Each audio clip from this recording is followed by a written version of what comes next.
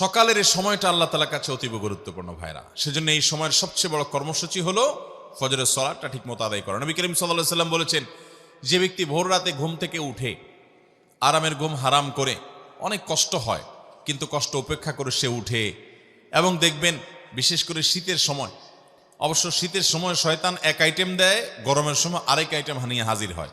শীতের সময় শয়তান বলে, এত আরামের ঘুম, মাত্র কম্বলটা গরম হয়েছে, এখন এই কম্বল ফেলে উপরে বাহির হলে ঠান্ডা শেষ হয়ে যাব, পানিও ঠান্ডা, বাহিরেও ঠান্ডা, মসজিদের পথে যেতেও শীত লাগবে, কষ্ট হবে, শয়তান উঠতে দেয় না। আর গরমের দিনে শয়তান তো আর ঠান্ডার কথা বলতে পারে না, গরমের দিনে বলে যে যেহেতু রাতটা ছোট, মাত্র শুইলাম, ঘুমটা তো এখনো পুরে নাই, আরেকটু শুই। এভাবে শয়তান ধোকা দেয় কি দেয় না?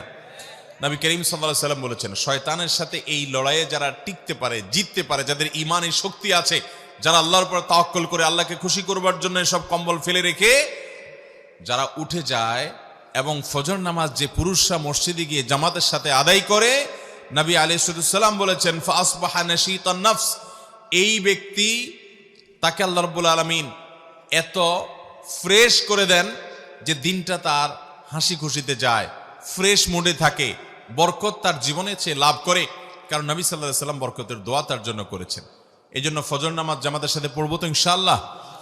আর যদি ফজর নামাজ কেউ না পড়ে, 7টা 8টা 9টায় ঘুম থেকে উঠে, নবী করিম সাল্লাল্লাহু আলাইহি সাল্লাম বলেছেন, এই ব্যক্তি কাসলান, অলস, শরীরটা মেজমেজ করে। খেয়াল করে দেখেন, 7টা 8টা 9টায় যদি কখনো কোনো কারণে যদি ঘুম আপনি ভারী হয়ে যায়, ফজর নামাজ পড়তে না পারেন, দেখবেন আপনার ভিতরে ফ্রেশ লাগছে না, আনফ্রেশ লাগবে, নোংরা একটা ভাব লাগবে।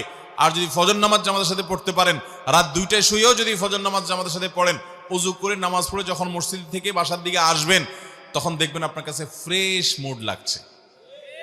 যারা ফজর নামাজ পড়েন নিয়মিত, তারা জানেন যে মনটা কত খুশি লাগে, কত ভালো লাগে। সকালের হাওয়া খেতে খেতে তারা বাড়ির দিকে আসেন, এবং এই সময়টাতে আল্লাহ রাব্বুল আলামিন প্রচুর পরিমাণে বারাকা দান করেন। এজন্য ভাইরা আমার, আমাদের জীবনে আমরা কখনো ফজরের নামাজ জামাতে পড়া ত্যাগ করব না ইনশাআল্লাহ।